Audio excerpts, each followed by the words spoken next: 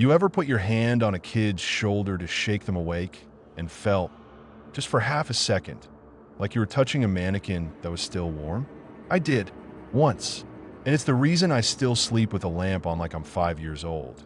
And why I don't do sleepovers at other people's houses. And why I'll straight up snap at anyone who says sleepwalking is kinda cute.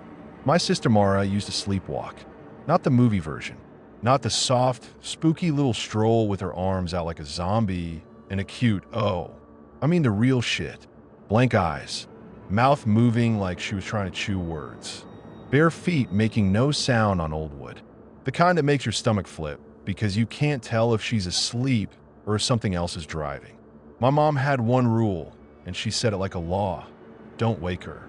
She didn't say it gently, either. She said it like she'd seen what happens when you do. Like she was warning me about a dog bite. Don't wake her, she told me the first week we started sharing a room.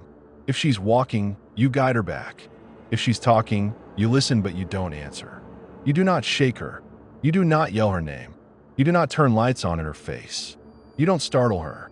You just bring her back. I was 10. I rolled my eyes like 10-year-olds do. I thought my mom was being dramatic like always. Then my dad came in behind her, hair sticking up, and he didn't even look at me. He looked at the floor like it was dangerous to make eye contact. She gets stuck sometimes, he said. If she's stuck, you come get us. Quiet. You don't call out. Stuck how? I asked. Mom stared at me like I'd asked how the stove works. Like her brain forgets how to be a person, she said. So don't be smart. Just do what I said. We lived out by Tulane County Road where the speed limit was 55, but everyone did 70 because there was nothing to hit but deer and the occasional mailbox. Our driveway was long enough that you could lose a dog in it at night.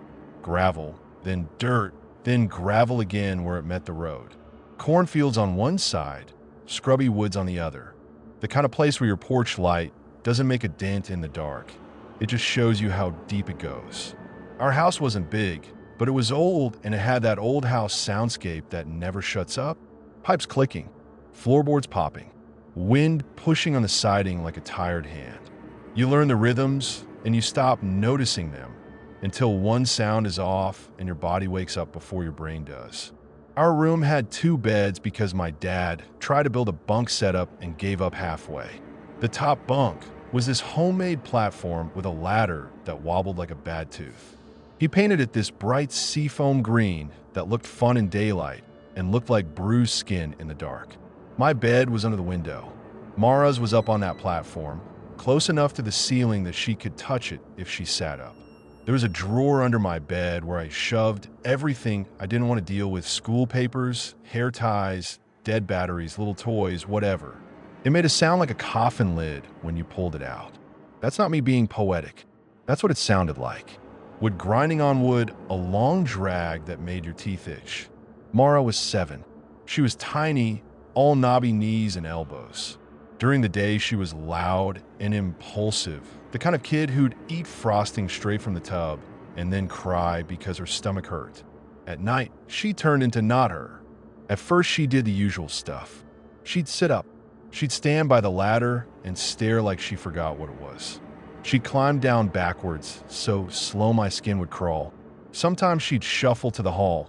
Sometimes she'd wander into the kitchen and open cabinets like she was looking for something she couldn't name. My dad was the one who usually found her. He slept light. He'd wake up and there she'd be, standing by his side of the bed, just staring. My mom told me later he used to wake up with this sharp inhale like he'd been underwater. Mara would be looking at him with these flat eyes and her mouth would move, and he could never hear what she said, like she was talking in a room with no air. He'd guide her back with one hand on her shoulder and the other hand hovering like he didn't want to touch her too much.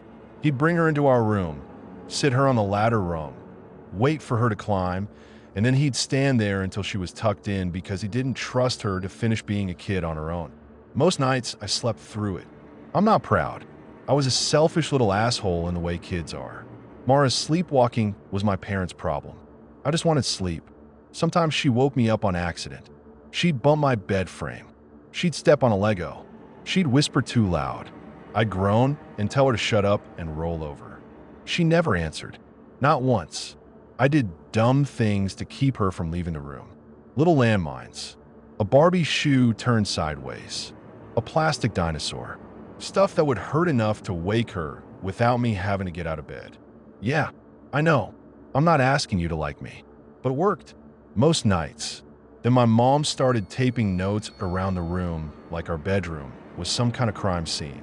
Bright yellow sticky notes, black marker, all caps. On the window latch, keep locked. On the light switch, do not flip fast. On the door, do not slam. I thought she was losing it until I saw her hands shaking while she wrote them. One night, she came in and stuck a piece of paper to the inside of the closet door, right at my level. Not a sticky note. A full sheet, folded smooth flat. She pressed on it like she wanted it to become part of the wood. "Read this," she said. It was a list. 7 rules, handwritten, the letters thick and angry like she'd carved them. At the bottom, my dad had signed his name like it was a contract. I laughed a little because I thought it was ridiculous, and my mom's face snapped toward me so fast I stopped mid-breath. "Not funny," she said. "You want to be mad at me, be mad. But you follow it." The rules said, Rule 1, if Mara is out of bed, do not say her name. Not even once. Rule 2, do not touch her face. Do not grab her arms. Shoulder only light. Rule 3, if she stands at the window, do not open the curtains. Rule 4, if the hallway nightlight goes out, stay in your room. Get us only if you can do it without stepping into the hall. Rule 5, if she talks, you listen. You don't answer. You don't ask questions. Rule 6, if she points, do not look where she points. Rule 7, if you hear a crack, you shut your eyes and you count to 50, no matter what you think you heard. 2 or 3 of those sounded stupid to me, like superstition, like my parents were playing a prank that wasn't funny. Rule 6 especially, don't look where she points. What kind of what? And Rule 7 made my stomach dip. If you hear a crack, like what crack? A branch outside? A floorboard? A crack in the wall? My mom didn't explain. She just stood there with her arms crossed like a bouncer. "You read it?" she said. "Yeah," I muttered. "Read it out loud," she said. "No." Her eyes narrowed. "Read it." So I did, and every time I hit the word "do not," I felt like I was saying it to myself from the future, like I was rehearsing.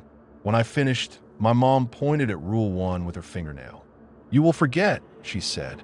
"So say it again. What's the first thing?" "Don't say her name," I said, annoyed. "And the window. Don't open the curtains. And if she points, I don't look." My dad was in the doorway behind her. He looked exhausted, like he'd been carrying something heavy for too long. "Good," he said. "Just do it." Then they left, and I lay in bed staring at that paper on the closet door like it was a threat. I didn't tell anyone at school. What would I even say? Hey, my sister sleepwalks, and my parents have a rule book like we're running a haunted house. People already thought we were the weird family because we lived out by the fields and my dad didn't come to church anymore. Weeks went by. Mara sleepwalked. I did my little landmines. Sometimes my dad guided her back. Sometimes she ended up in my bed, cold feet pressing into my calves, and I'd kick her away half asleep. And then there was that night. I remember it in pieces. Not because I'm trying to be dramatic, because your brain chops things up when it can't fit them into the normal shape of memory. First piece, something wet hitting my cheek. I woke up already annoyed. I thought it was my dog licking me. We had a mutt named Beans who slept in my room sometimes when thunderstorms rolled in. Beans was a coward, and I loved her for it. But Beans wasn't on my bed. Beans was on the floor, curled into a tight ball, not moving. The wetness hit my cheek again. Slow, heavy, like drool. I opened my eyes and I saw Mara standing over me. Not by my bed, over me. Her face was inches from mine, hair hanging down, mouth open a little. A string of spit connected her lip to my cheek like glue. I froze, which is funny because I was a mouthy kid.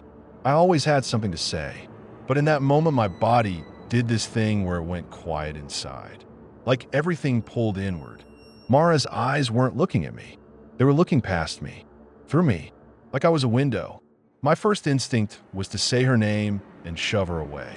Rule 1 flared in my head like a warning light.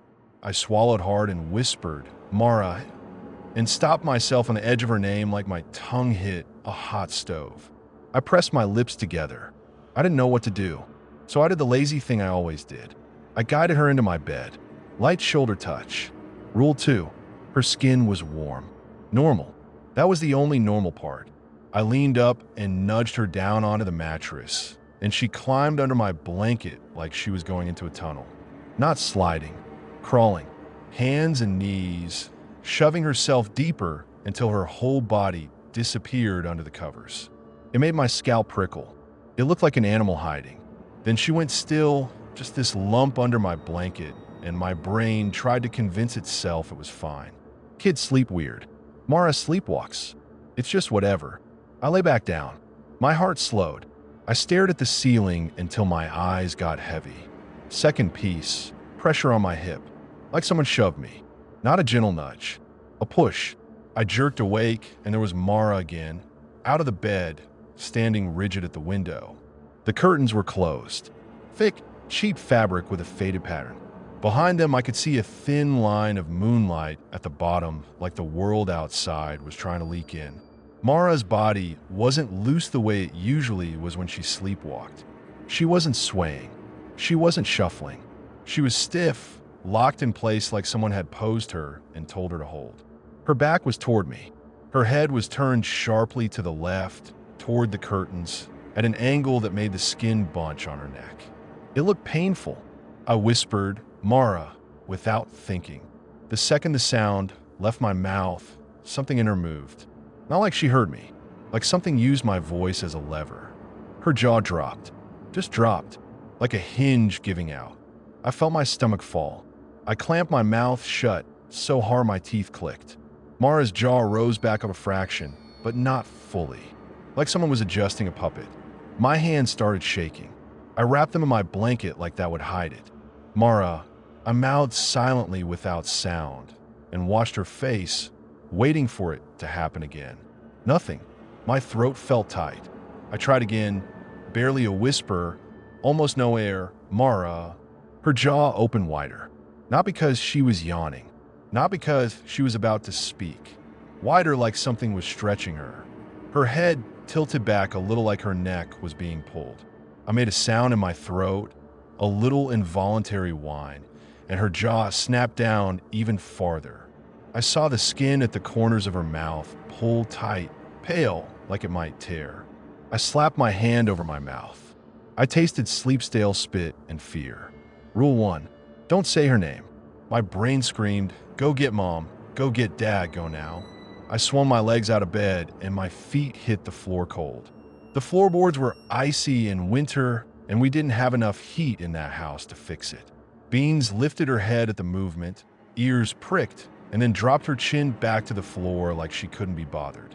That dog did not want any part of whatever was going on. I took one step toward the door. Third piece. The hallway.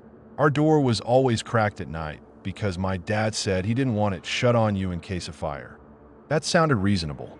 Deceptively safe, if you want to call it that.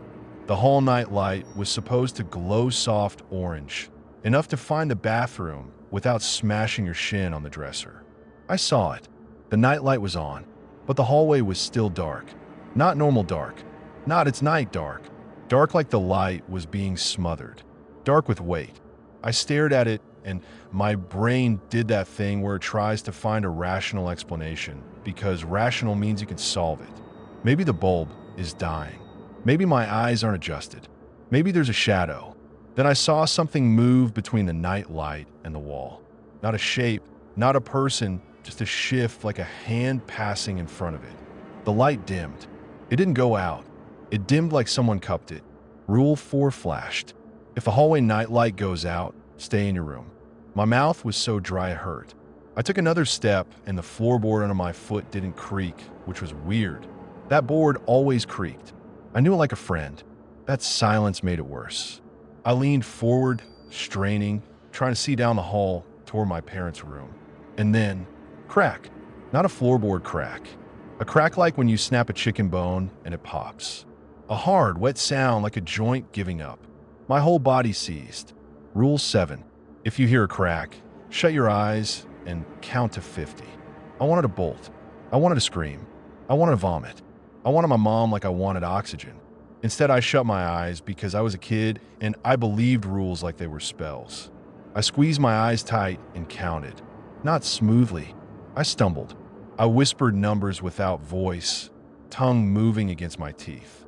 1, 2, 3. Crack, crack, crack. Multiple. Like fingers breaking. Like knuckles. Like a spine. I bit down on my own tongue to keep from making a sound. Pain shot at my jaw and it grounded me for half a second. The air felt colder with every crack. Like the house was inhaling. At 30-something, my mind started screaming that keeping my eyes shut was stupid. What if Mara was dying? What if something was in the hall? What if my parents were being hurt? At 40-something, I couldn't take it. I popped my eyes open. Fourth piece, Mara's arm. I was half in the doorway, clutching the doorframe. I spun back toward the room, toward the window. Mara was still in the same spot, but her head wasn't turned toward the curtains anymore. It was turned toward me. Not the normal way. Not a kid looking over her shoulder. Her neck was bent wrong. Her chin angled down toward her collarbone, and her face was looking at me from a tilt that made my own neck ache in sympathy. Her eyes were wide, bloodshot, dry like she'd been staring for hours. Her mouth was open so far I could see the back of her throat. Her tongue was pressed down like something was pushing it, and her left arm was lifted, pointing at the window. Pointing with a hand that wasn't right. It looked like someone had twisted her arm in the middle. The elbow bulged in a way elbows shouldn't. The skin was stretched shiny. Her fingers were curled like claws, except the index finger was rigid, jabbing at the curtain. Rule 6 hit me like a slap. If she points, do not look where she points. I didn't want to look. I swear I didn't. But my eyes kept flicking that way like a magnet. Mara's eyes were doing something else, too. They weren't just wide. They were begging, screaming without sound. Her gaze snapped from me to the curtain to me to the curtain so fast it looked like her eyes were vibrating. Warning, I was breathing too loud. I could hear myself. That's how quiet it was. Even the house, noises were gone. No pipes, no wind, nothing. Like the whole place was holding its breath with me. I made myself whisper without using her name. Stop, I breathed. Please stop. Her jaw dropped another fraction like my voice pressed a button. I froze again. I pressed my lips together so hard they went numb. Mara's eyes locked on mine for a second, and I swear, this sounds insane, I know, I swear I felt her try and climb into my head. Like she was pushing panic at me. Then her eyes slid past me again toward the curtain. It felt like something was behind me. Like when someone stands too close and your skin knows before you turn? That, but amplified. Like the back of my neck was being stared through. My chest tightened. I couldn't stand it. The urge to look was like an itch under my skull. Rule 3 said, don't open the curtains if she stands at the window. I did it anyway. Not fully. Not like I flung them wide. My hand reached out and pinched the fabric and pulled it back just a few inches. Moonlight poured in like it had been waiting. And the first thing I saw was our driveway. Long, pale gravel strip. Frost shining on it. The little reflectors on the mailbox catching light. Beyond that, the road black ribbon between fields. Then I saw something at the end of the driveway. At first, I thought it was a deer because that's what your brain does. It picks the least horrifying option. It tries to save you. But it wasn't shaped like a deer. It was low to the ground. Too low, like a person crawling, but wrong because it was moving like it had too many joints. It was still, but it wasn't resting. It looked coiled. It was right where our driveway met the road, like it had chosen that exact line. Like it wouldn't cross until something happened. The air that came in through that slit of curtain didn't smell like outside. It didn't smell like winter and dirt and cold. It smelled like meat that's been left in a trash can too long. Sweet hot, damp, something that makes your throat close. I gagged, silent, while burning in the back of my mouth. Mara's eyes snapped to the gap, and her whole body seemed to tense harder, if that was even possible. Her pointing finger trembled, like it was taking effort to keep it straight. I wanted to slam the curtain shut. I wanted to crawl onto my bed. I wanted my dad's hand on my shoulder, solid and normal. Instead, I stared because I could not. The thing at the end of the driveway moved. Not forward, sideways, like it was adjusting, like it was checking angles. And then it lifted its head. I didn't see a face. I saw a patch of darker dark where a face should be. But I felt it look at the house. I felt it like a pressure behind my eyes. My stomach rolled. I swallowed puke and it burned. Mara made a sound. Not a word. Not a scream. A thin little noise like air leaking from a balloon. Her jaw dropped wider. The corners of her mouth split. Blood slid down her chin in slow lines and dripped onto her pajama shirt. The sound of the drip hitting fabric was loud as hell in that dead silence. I slapped both hands over my mouth and nose, desperate because I knew my sound was doing something to her. My eyes watered. My whole face hurt with the effort of staying quiet. The thing outside shifted again. It took one step, if you can call it that. It didn't walk like an animal. It didn't walk like a human. It kind of folded forward and unfolded, like it was learning how to move by watching. And it crossed from the road onto our driveway. The second it did, the hallway night light went out. Not dim, out. The orange glow vanished like someone pinched it between fingers. The dark in the hall thickened, and I swear I saw it push toward our doorway, like smoke without motion. Rulf screamed at me to stay in my room. My brain screamed at me to get my parents. I chose my sister. I backed away from the door and toward Mara, because she was the one in front of me, broken and bleeding and still pointing. I reached out and touched her shoulder like Rule 2 said. Light, careful. Her shoulder felt like stone under skin. Rigid. I tried to nudge her away from the window. Just a little. Just enough to get her away from whatever she was staring at. She didn't move. I pushed harder. Nothing. It was like she was nailed to the floor. Then her eyes snapped to me, and for a split second, there was something in them that wasn't panic. Anger. Not kid anger. Not you took my toy. Something deeper. Something that didn't belong in a 7-year-old's face. It scared me worse than the driveway, because the driveway thing was outside. This was my sister. I jerked my hand back like I'd been burned. The stench from outside thickened. It crawled into the room and sat on my tongue. I tasted it. Sweet hot, damp metal.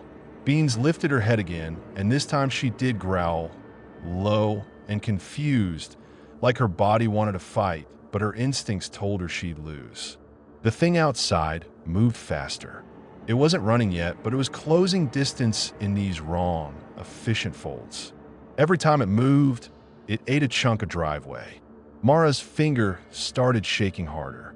Her hand trembled like it wanted to drop, but couldn't. I felt my bladder go loose in terror. Warmth spread down my thighs and soaked into my underwear. I didn't even care. My body was just dumping weight, trying to survive. I swallowed asobota. My eyes burned. My chest hurt. I tried to whisper without sound again. Just lips, stop. Please, stop. Mara's jaw twitched. Her mouth tried to close like her muscles were fighting for control. Then something yanked it open again like a hook. Crack. Her neck. Not fully, but enough that it made that wet pop. My whole body jolted. I almost screamed. The sound got stuck in my throat and came out as a choke. Mara's head tilted farther, wrong, and her eyes went glassy with pain. A tear slid out of the corner and tracked through the dried blood on her cheek. That tear did something to me. It ripped through the frozen panic and turned it into rage. I didn't care about rules. I didn't care about my parents yelling at me. I didn't care about being a good sister. I cared about Mara. I lunged at her, grabbed her around the waist, and tried to pull her away from the window. She wouldn't budge. I dug my feet into the floor and pulled harder, my arms straining, and it felt like trying to drag a refrigerator. Then she moved, not with me, against me. Her body jerked toward the window, like something had a line on her and it tightened. I stumbled. My knee slammed into the bed frame. Pain shot up my leg. The curtain gap widened and moonlight blasted across the room. The thing outside was halfway down the driveway now. It was on all fours. It moved like a spider trying to pretend it's a dog. And it was coming straight for our window. Beans barked once, sharp, and the sound hit the room like a gunshot. Mara's jaw dropped, so far I thought it would dislocate completely. Her mouth made a wet stretching sound.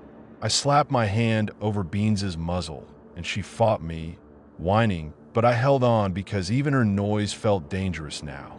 The thing outside sped up. It went from folding to sprinting in a way that made my eyes water, like my brain couldn't keep up with the motion. It was close enough now that I could see it wasn't wearing clothes.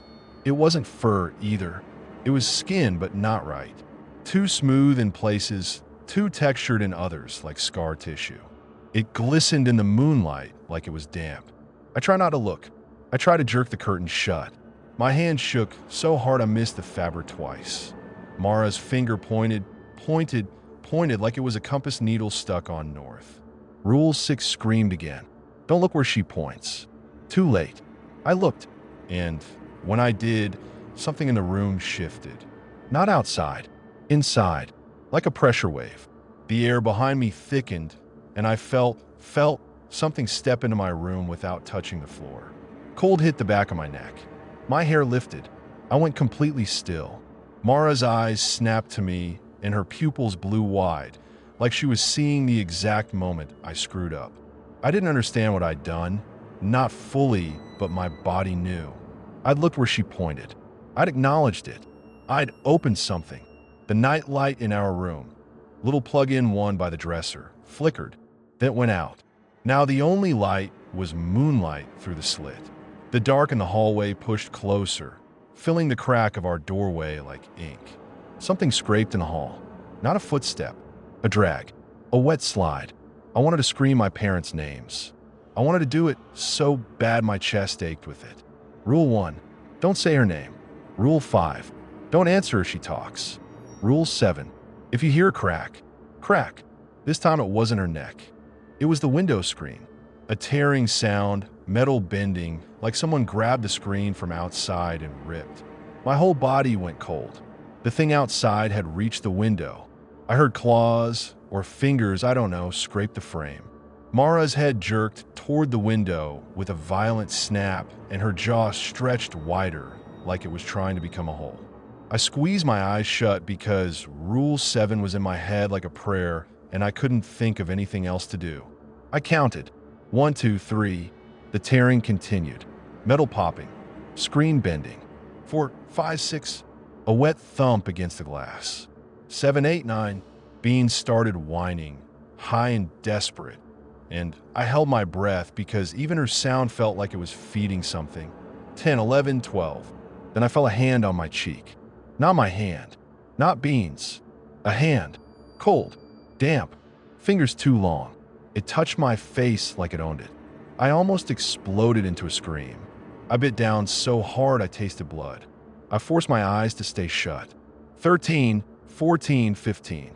The hand slid from my cheek to my mouth, pressed lightly, not like it was trying to silence me, but like it was measuring.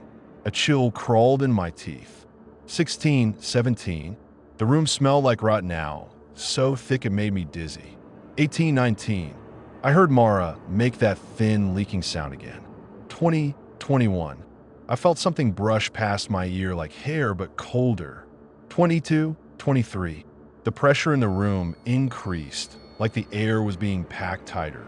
24, 25. Then, very close to my face, right in front of me, I heard a whisper.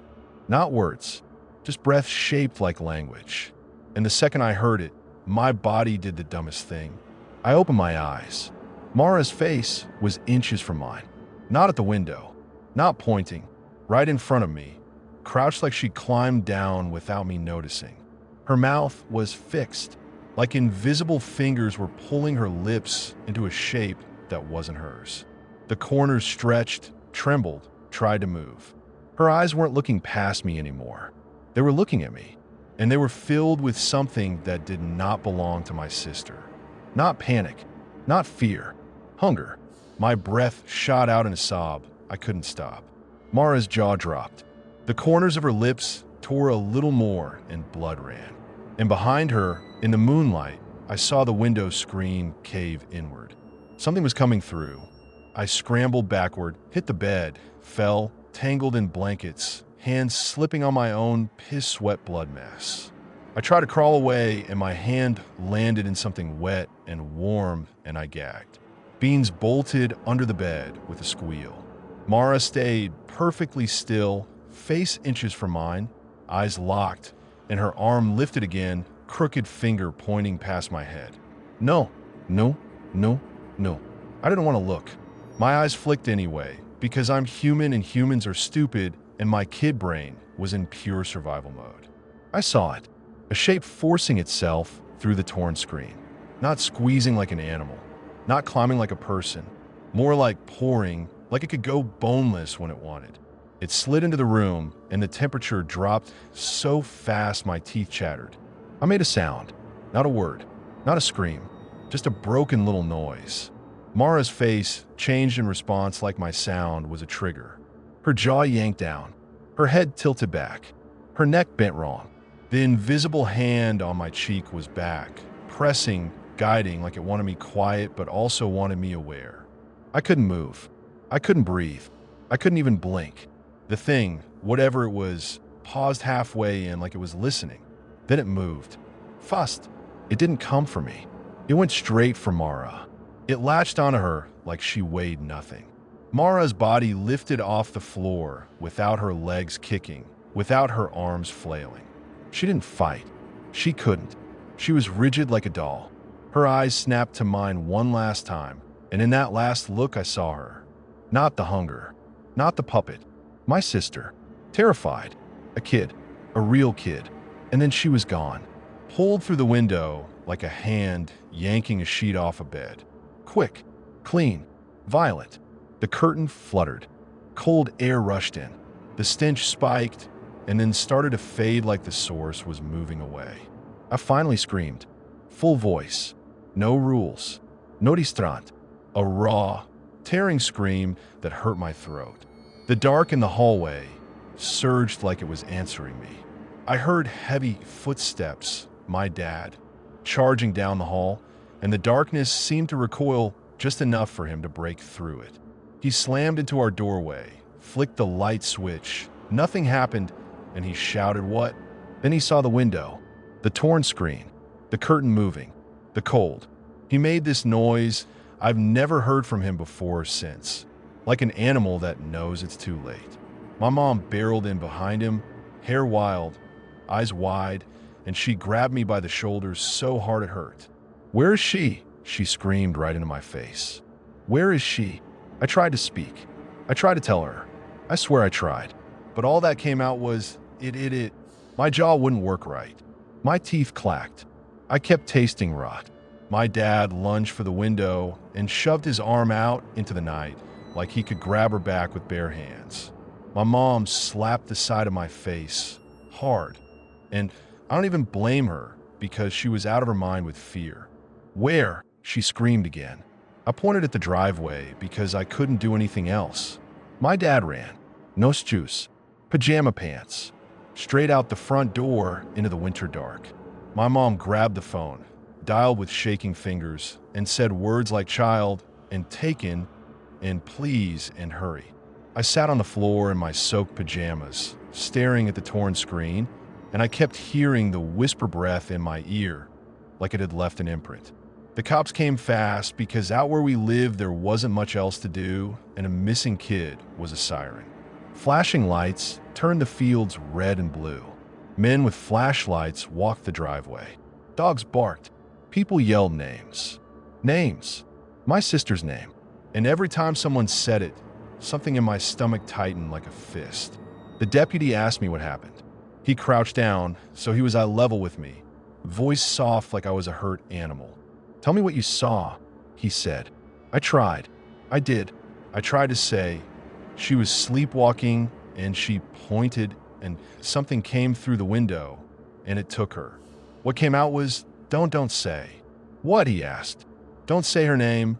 I whispered, and he blinked like I'd spoken another language. My mom was in the background sobbing so hard she sounded like she was choking. My dad was pacing, hands on his head, whispering to himself like he was praying or cursing. The deputy asked again, firmer this time. What took her? I stared at him. I wanted to say a thing. I wanted to say something not right. I wanted to say, I don't know. Instead, my eyes slid past him, toward the hall, toward the darkness that had been there.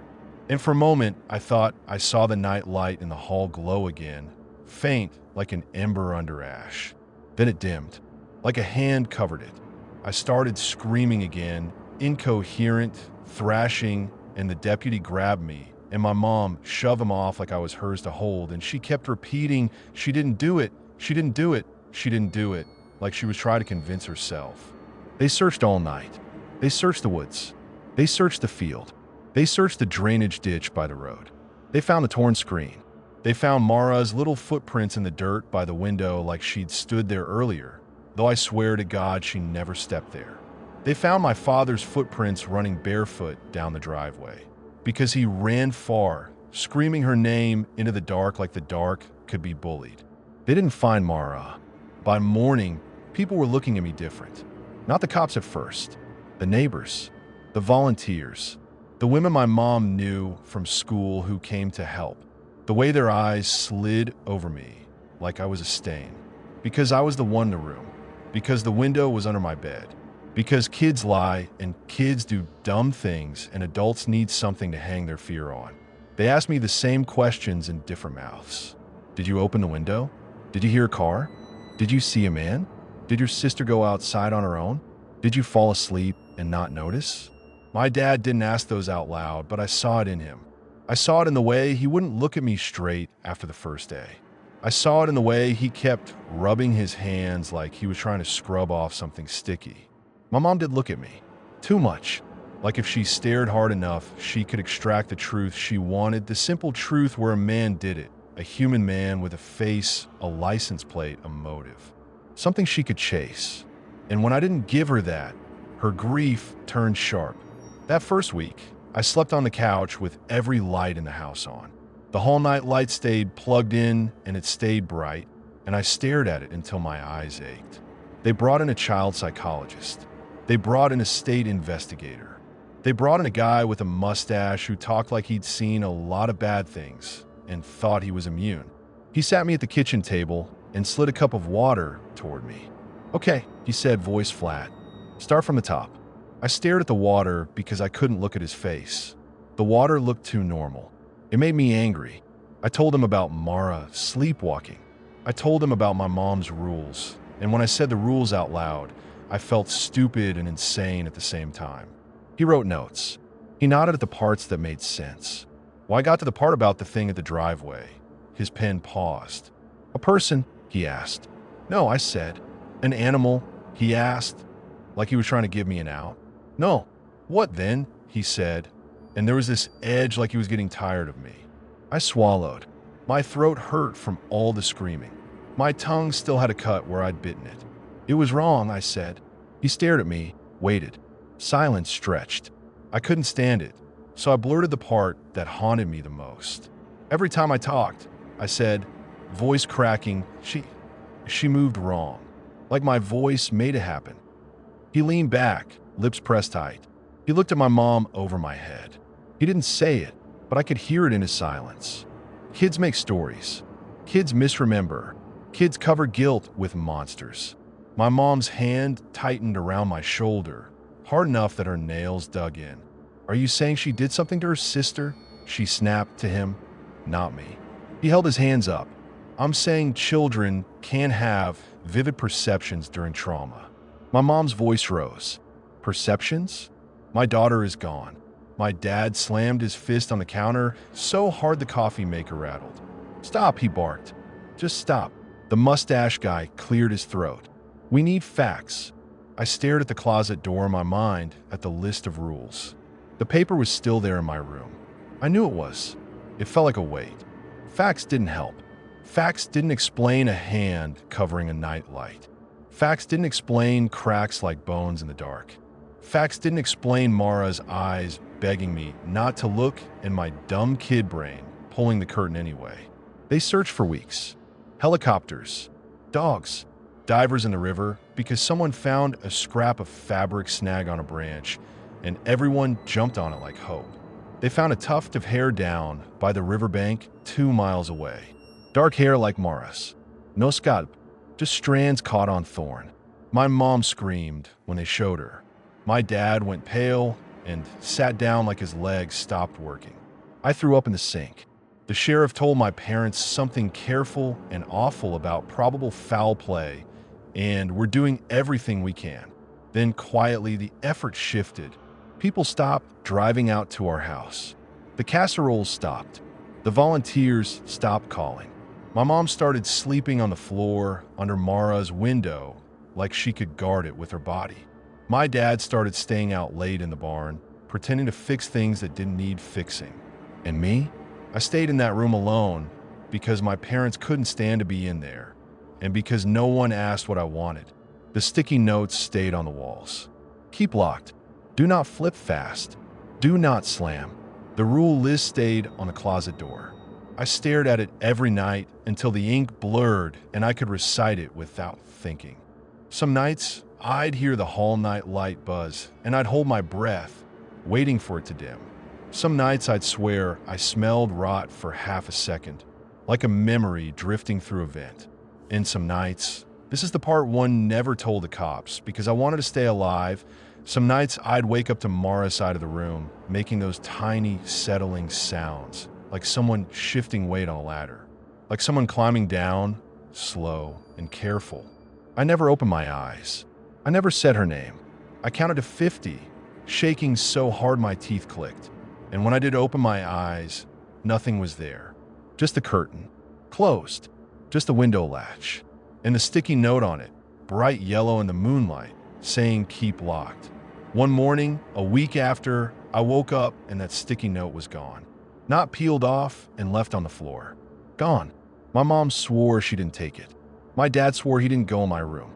It freaked me out so bad I dug through the trash. I checked the kitchen garbage, the bathroom wastebasket, even the outside bin because I was desperate for something to make sense. Nothing. I tore the house apart for it like it mattered, like that little square of paper was my sister. I didn't find it. But later that day, when I went to get a pencil out of the drawer under my bed, I felt something stick to my fingers. A yellow sticky note. I pulled it out and my stomach flipped because I recognized my mom's handwriting. But it didn't say keep locked anymore. It said in all caps, "Did you look?" I dropped it like it was hot. My heart hammered. I backed away from the drawer like something would crawl out. My mom came running when she heard me slam the drawer shut, and she grabbed my arms and shook me before she remembered her own damn rule about shaking. "What?" she hissed. "What is it now?" I held the note out with trembling fingers. Her face changed when she read it. Not confusion, not anger, fear. She looked at me like she was seeing me for the first time since Mara was taken. "Where did you get this?" she whispered. "It was in my drawer," I said. She shook her head fast, like denial could erase ink. No, I wrote keep locked." "I know," I said, voice cracking. "It was keep locked." My dad stepped into the doorway. He took the note from my mom's hand and read it. His mouth tightened. He looked down the hall toward the night light like he expected it to dim right then. Then he did something I'll never forget. He folded the note carefully, like it was evidence, and he put it in his wallet. My mom stared at him like he'd lost his mind. "What are you doing?" she demanded. His voice was low and flat. "Saving it." "For what?" she snapped, anger trying to cover fear. "For your collection of creepy little notes?" He turned on her, eyes wild for the first time in weeks. "Because it came back," he said. "Because it's not done." My mom's face drained. She opened her mouth, closed it, opened it again. "Stop," she whispered. Don't start that." My dad jaw worked. He looked at me, and there was something like apology buried under all the grief. "You didn't make that," he said. Not a question, a statement, like he was trying to anchor himself. I shook my head so hard my neck hurt. He nodded once tight. "Okay." My mom backed away like she wanted to flee the room. "No," she said again louder. "No, we're not doing this. We are not turning this into some ghost story." My dad's voice rose. "Then explain it." My mom's eyes filled with tears and her voice cracked into a scream. I can't. And that was the first real fight after Mara disappeared. Not quiet grief, not whisper blame. A full, ugly fight that made the house feel smaller. I stood there, 14 inches taller than my sister had been, feeling like the worst kind of witness. Because I had looked. I had broken Rule 6.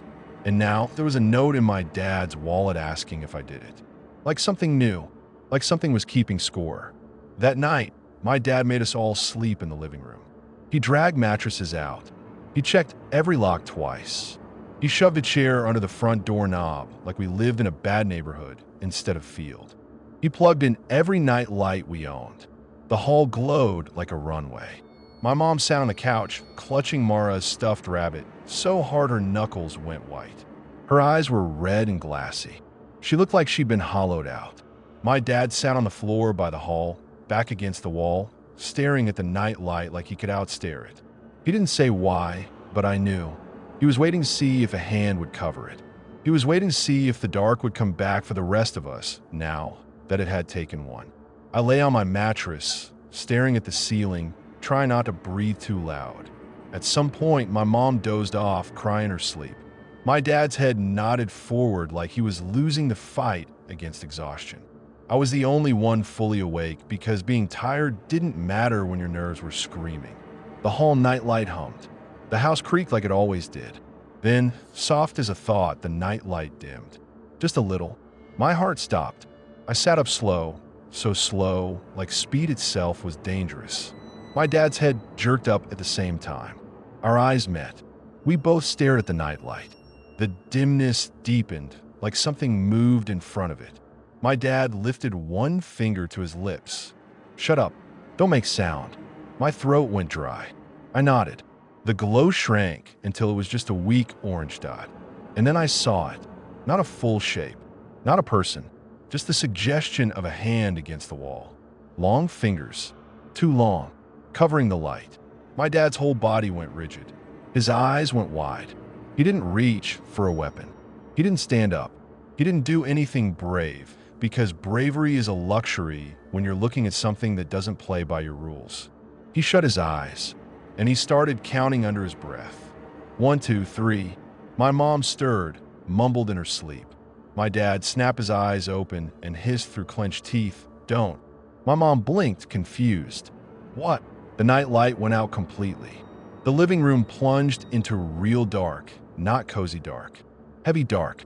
My mom inhaled to speak, and my dad lunged and clapped a hand over her mouth so hard it startled her into silence. Her eyes went huge, furious, offended. And then she saw the hallway. The blackness there was not empty. It had depth. It had shape like a throat.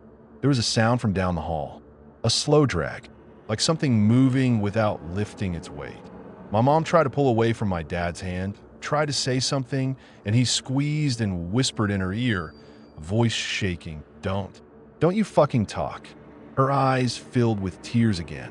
The drag sound came closer. Then, from the hallway, there was a whisper. Not words. Breath shaped like language. My skin crawled. I pressed my hands over my ears, but it didn't help because it didn't feel like sound. It felt like pressure in my head. My dad's counting went faster. 20, 21, 22. My mom was shaking under his hand, eyes locked on the hall. Then, crack. Not in the hall. Right behind us. In the living room. Like bone. My dad's eyes snapped wide. His hand tightened on my mom's mouth. I couldn't help it. I turned my head, and in the shadow behind the couch, there was a smear of darker dark, like something crouched there, close enough to touch. A cold, damp hand slid out and touched the edge of the couch cushion like it was testing the material. My dad didn't see it. My mom didn't see it. They were staring down the hall.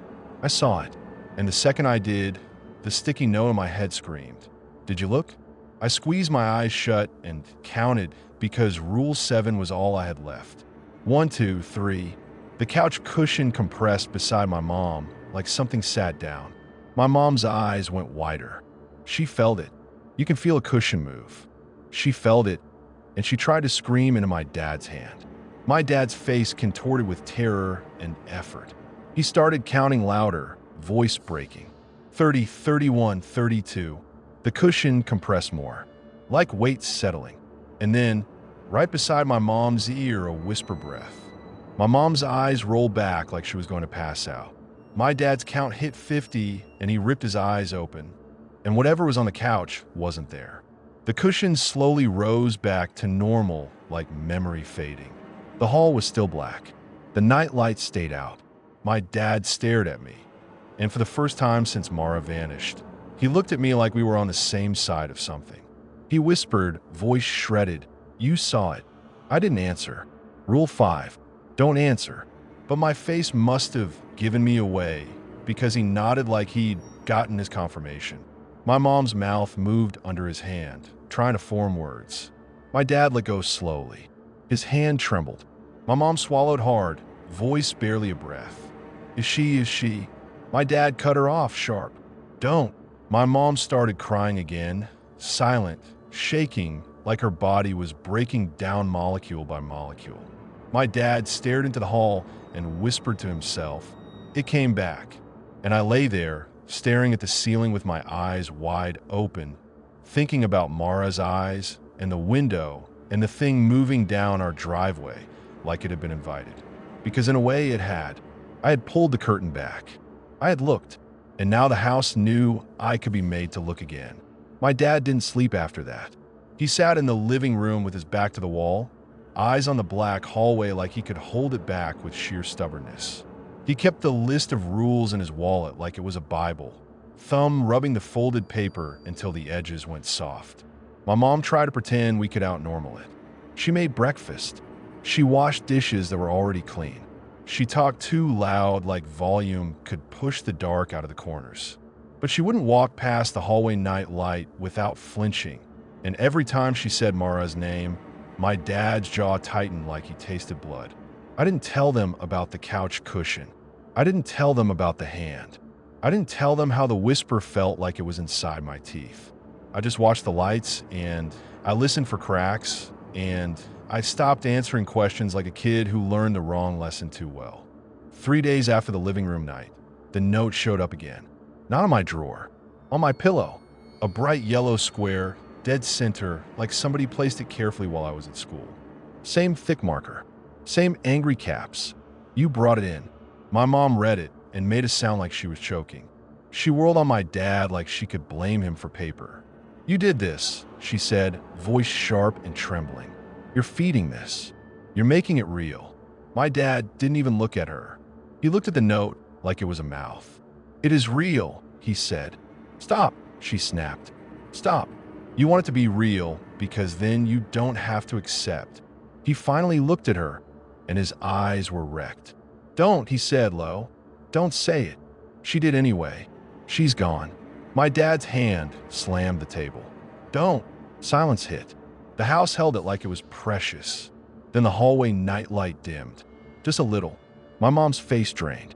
She backed up without meaning to, like her body remembered what her mouth didn't want to. My dad grabbed my wrist and pulled me close. Not gentle, not like a rule, like I might float away. Get your coat, he said. My mom blinked hard. What? We're leaving, he said. Tonight. My mom's voice got mean, panic mean. Where? We can't just. My dad leaned in. I saw it at his bed last night. My mom went still. He didn't have to say whose bed.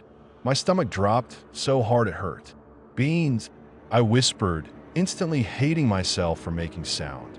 My dad cut his eyes at me, and I shut up. My mom's mouth moved like she wanted to argue, but she couldn't.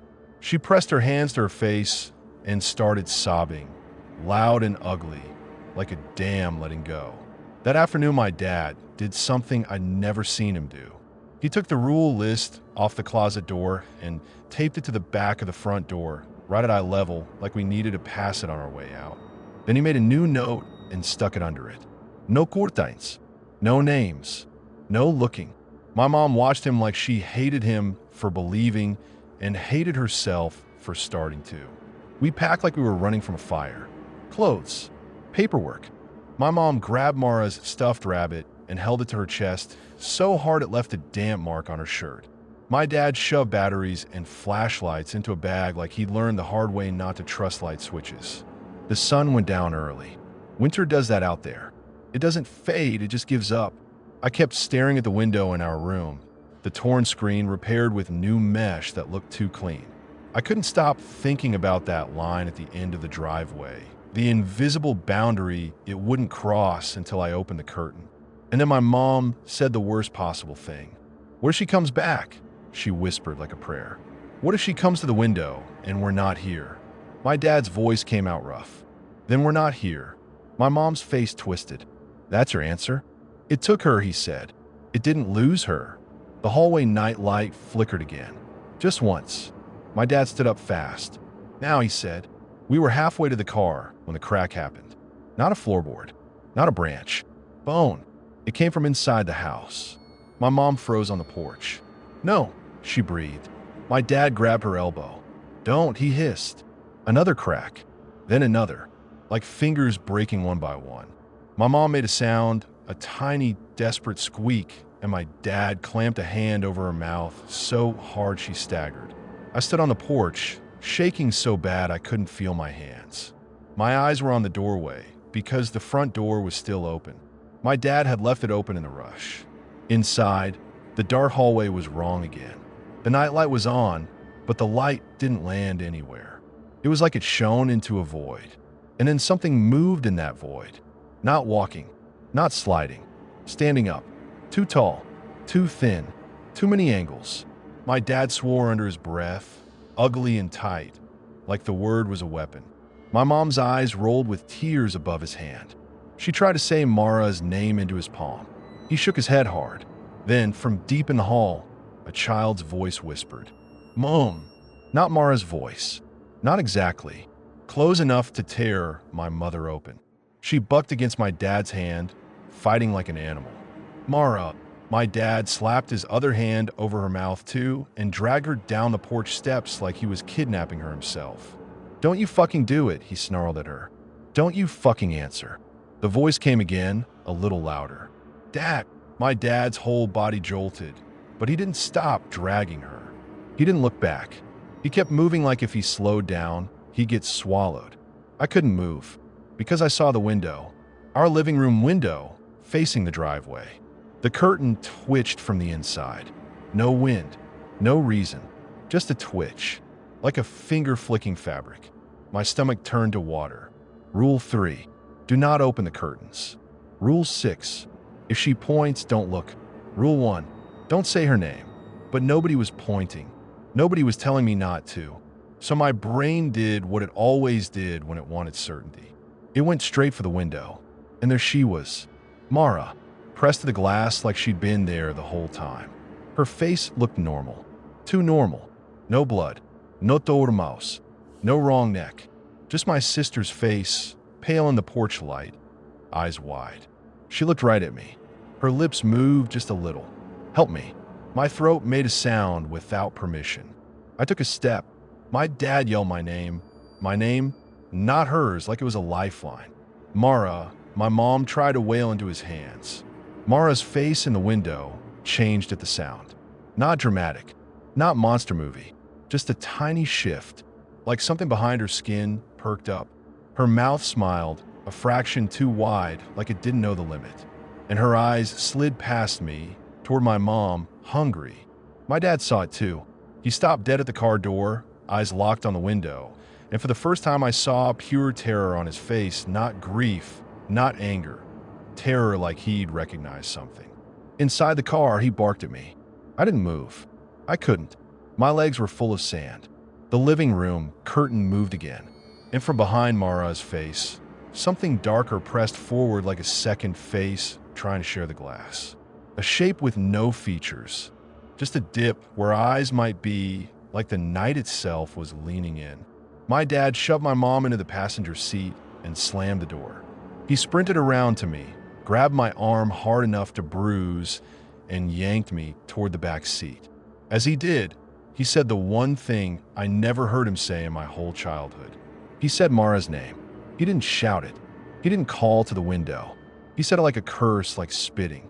And the second he did, something inside the house moved fast. A thump against the front door from the inside. Heavy. Vet. Then the front door, still open, swung wider like someone kicked it. The dark in the hallway surged out, spilling into the porch light like thick smoke. My dad threw me into the back seat and slammed the car door so hard the window rattled. He dove into the driver's seat, keys shaking in his hands. My mom was sobbing, clawing at the dash, trying to turn toward the house. "That's her," she screamed. "That's her. That's my baby." My dad turned the key. The engine didn't catch. He turned it again. Nothing. My blood went cold. Of course. Of course. The porch light flickered. The night light glow in the hall went out. The house fell into a darkness so deep it looked solid. Then the living room window flashed with movement. Mara's face vanished. Something else replaced it. A smear of pale skin too close to the glass, like whatever it was had pressed itself flat to look out. And behind it, in the darkness of a room, I saw a small shape stuck high on the wall, near the ceiling. Like a child, like a doll pinned there. I couldn't see a face, just the outline and the way it didn't move. My mom saw it too. Her scream went thin and ugly. "Oh my God," she gagged. "Oh my God, oh my God." My dad turned the key a third time, and the engine finally roared alive like it had been waiting for permission. He didn't hesitate. He slammed the car into reverse.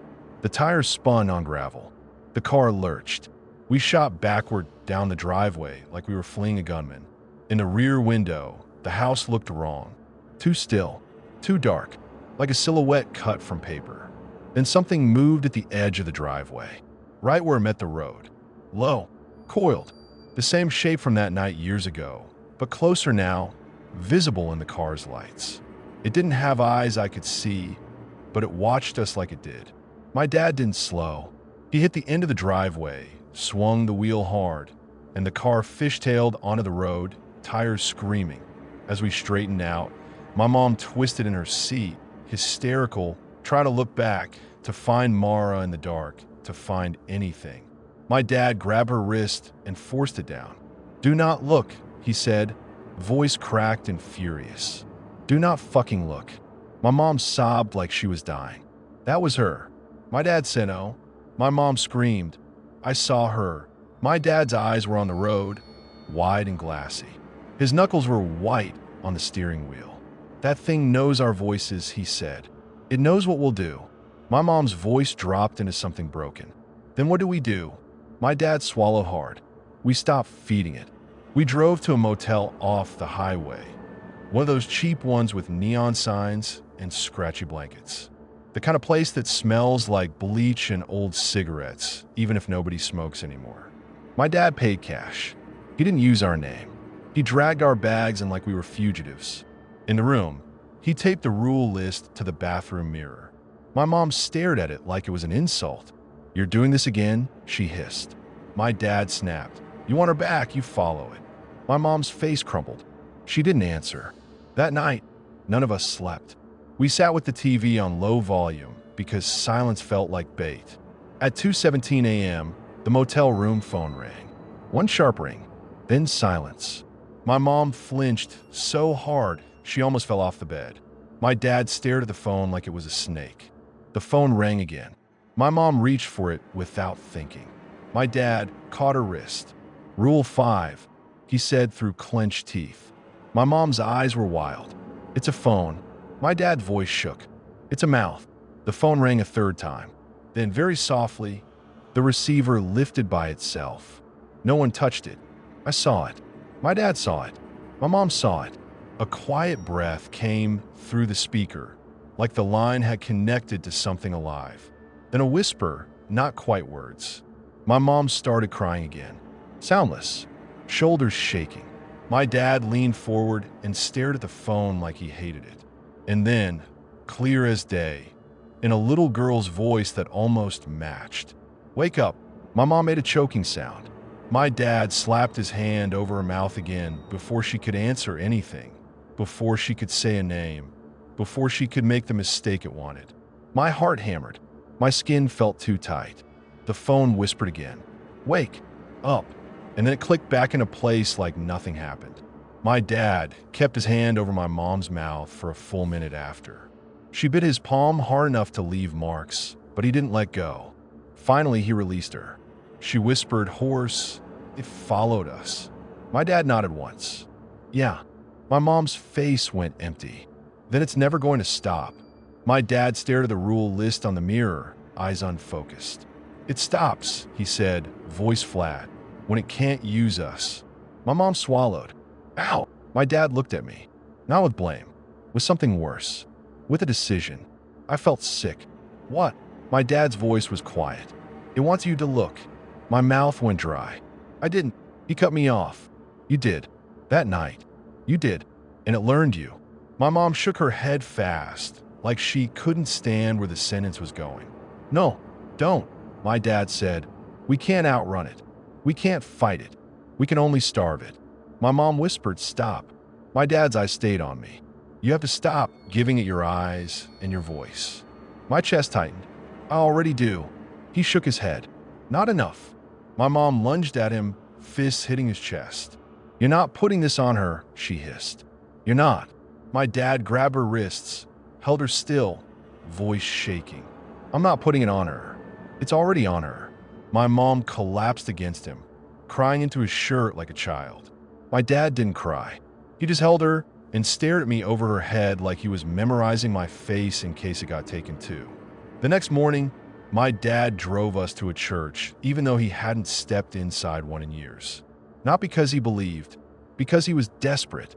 He didn't talk to the pastor like a believer. He talked like a man asking for a tool. The pastor didn't know what to do with him. You could see it. But he offered prayers and pamphlets and that soft voice people use when they're afraid of being wrong. My dad didn't want soft. He wanted rules. So he made his own. He bought blackout curtains. He taped them to our motel window so no light leaked. No slits. No, just a peek. He unplugged the phone and shoved it in the closet. He made us write the rules on index cards and keep them in our pockets. He told my mom, "If you hear her voice, it's not her." My mom nodded like she agreed, then cried in the bathroom until she threw up. We stayed in motels. We moved every few days. My dad quit his job. We became ghosts on purpose. It didn't matter, because the notes kept finding us.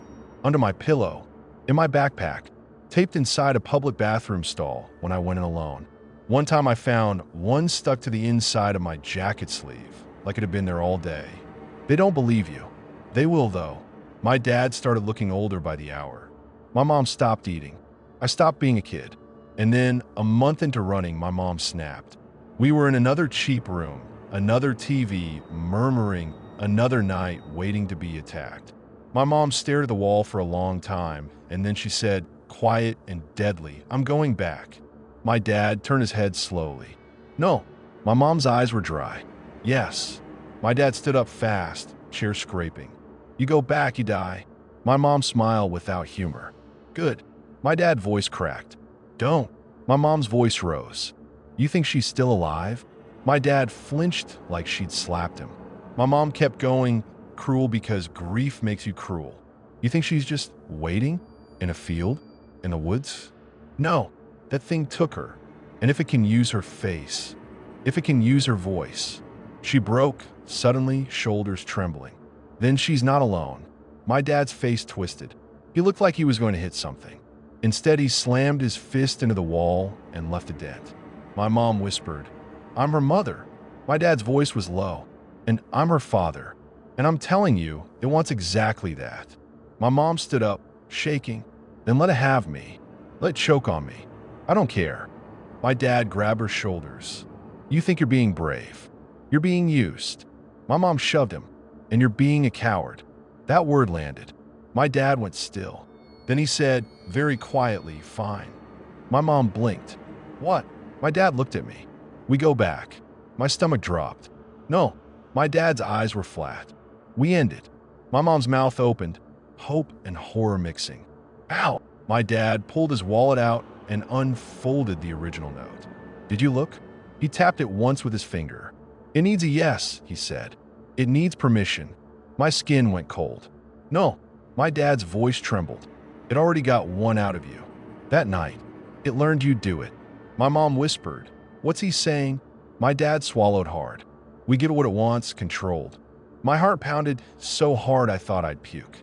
You want me to? He didn't say it, but his eyes did.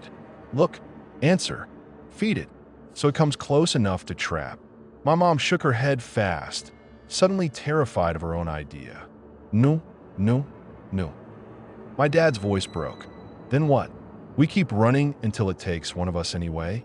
Until it uses you to bait me? Until it uses me to bait you? Silence. The TV murmured about weather, like the world still worked. My mom started sobbing again, whispering Mara's name into her hands like she couldn't stop herself.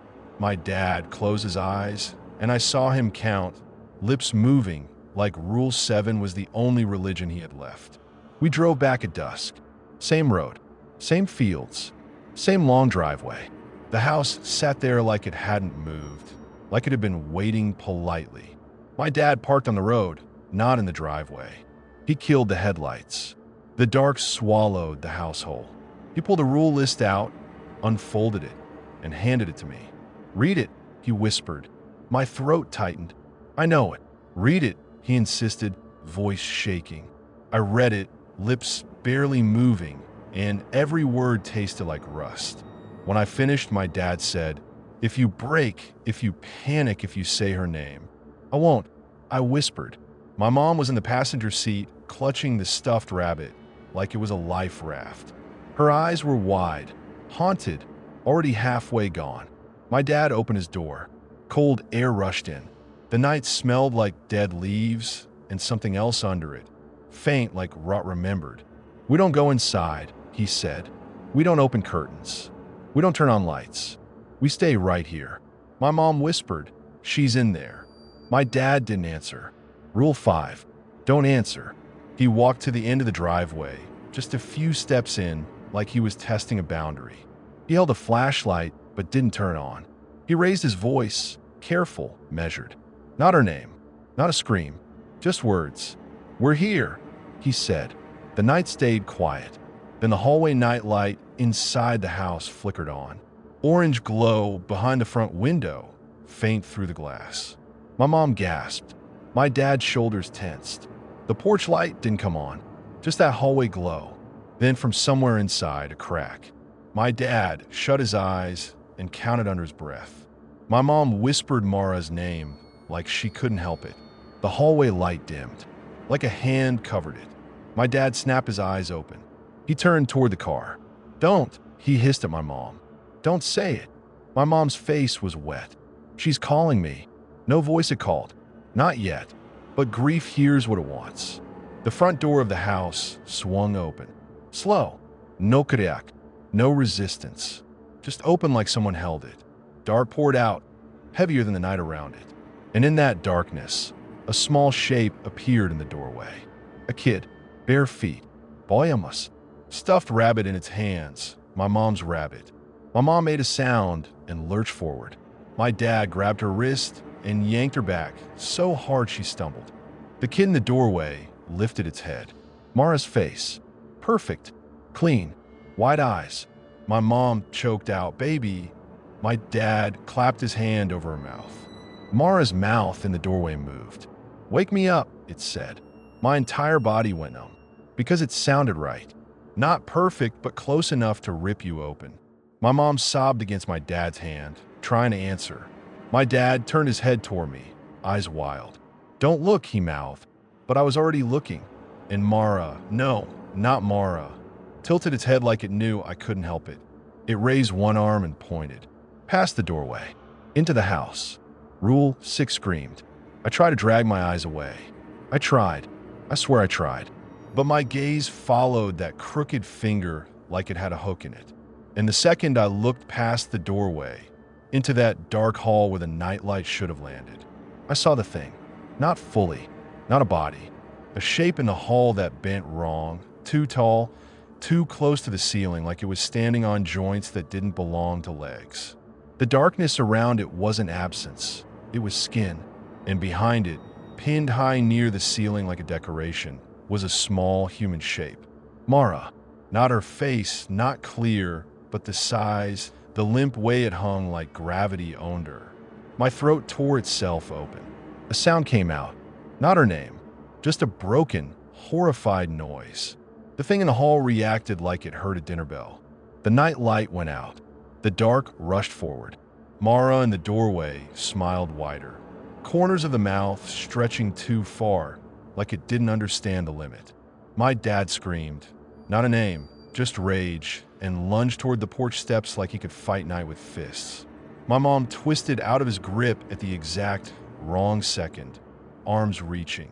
"Mara!" she screamed full voice. And the moment she said it, the kid in the doorway snapped its jaw open like a trap, too wide, skin pulling tight. A crack answered her scream. My mom's body locked. Her face froze mid-expression, terror and hope mixed together. She stopped breathing. I saw it. The stillness. The rigidness. The same thing that happened to my sister at the window. My dad caught her before she fell, screaming her name now like it could undo itself, like he could drag her back with syllables. Every time he said it, her jaw dropped farther, skin tearing at the corners. Blood slid. My dad realized too late. His mouth clamped shut mid-name. His eyes filled with raw panic. He shook his head at me, frantic, begging without sound. Don't. The dark spilled out of the doorway, like it had been waiting for that exact mistake. It didn't rush my dad. It rushed my mom, because she'd answered, because she'd said the name, because she'd fed it. My dad tried to pull her back toward the car, but her body didn't move like a body. It moved like something was reeling her in, tight line on her spine. My dad lost his footing on the gravel and went down hard, scraping his hands, but he held on to her wrist. His fingers whitened. He mouthed to me, eyes wide and desperate. "Close your eyes." Rule 7. Crack. My mom's wrist. Not fully snapped off, but enough to make my dad's grip slip. She slid toward the doorway like she was on ice. My dad surged forward again, grabbed her by the waist, grunting with effort, dragging dead weight, sobbing without voice because sound was poison. My mom's eyes were open, bloodshot and dry, staring past all of us into the house. Her mouth hung open, drool slid, a tear leaked and rolled into her hair. And then, right behind her, in the doorway, the kid face leaned close, cheek to cheek with my mother like a cruel photo. It looked at me, not past me, at me. Hunger. My stomach turned. It tasted bile. My dad's eyes met mine, wild and pleading. He didn't say it, but I understood. This is it. This is the last move. Either you feed it on purpose, or it takes everything. My hands shook so hard I couldn't feel them. My eyes burned. I stared at the dark hall. I stared at that tall, wrong shape behind the kid face. And I made myself do the one thing my 10-year-old self failed to do. I didn't look where it pointed. I looked at my dad. I looked at my mom's frozen face. And I didn't speak. No names. No begging. No sound. Just breathing through clenched teeth. The kid face in the doorway twitched like it didn't like that. The dark surged anyway, but slower, testing. My dad dragged my mom inch by inch, gravel cutting into his knees, his whole body shaking with effort. His lips pressed together so hard they were white. The kid face smile faltered. The tall thing in the hall shifted, joints popping softly. Crack. I shut my eyes. I counted. 1, 2, 3. I heard my dad grunt, heard gravel scrape, heard my mom's jaw click. 4, 5, 6. A wet whisper brushed my ear like breath through teeth. 7, 8, 9. Say it. The whisper breathed. Not a voice. A pressure. 10, 11, 12. Look, it breathed. 13, 14, 15. I kept counting. I kept my eyes shut. I kept my mouth shut. 16, 17, 18. A scream tore out, my dad's raw and wordless. 19, 20. Then silence hit so hard it felt like impact. 30, 40. I counted to 50 with my whole body vibrating. When I opened my eyes, my dad was on the gravel, panting like he'd been sprinting for miles. My mom lay beside him, still, but her chest rose, barely, breathing. Her jaw wasn't unhinged. The corners weren't torn further. Blood still stained her chin, but it wasn't fresh. The doorway was empty. The house was dark. No licht. No kid face. No whisper. My dad stared at me like he'd just seen me do something impossible. Then he started sobbing, silent, shaking, forehead pressed to the gravel. He didn't say Mara's name. He didn't say anything. He just grabbed my mom and hauled her toward the car like if he stopped, it would remember. We got in. He drove. He didn't look back. Neither did I. My mom woke up an hour later in the back seat, blinking like she'd been underwater.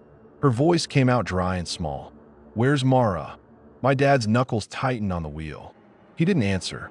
Rule 5. My mom stared at him, confused. Then the memory hit her like a wave. Her face crumpled. "I said it," she whispered. My dad's voice was broken. "Yeah." My mom started crying again.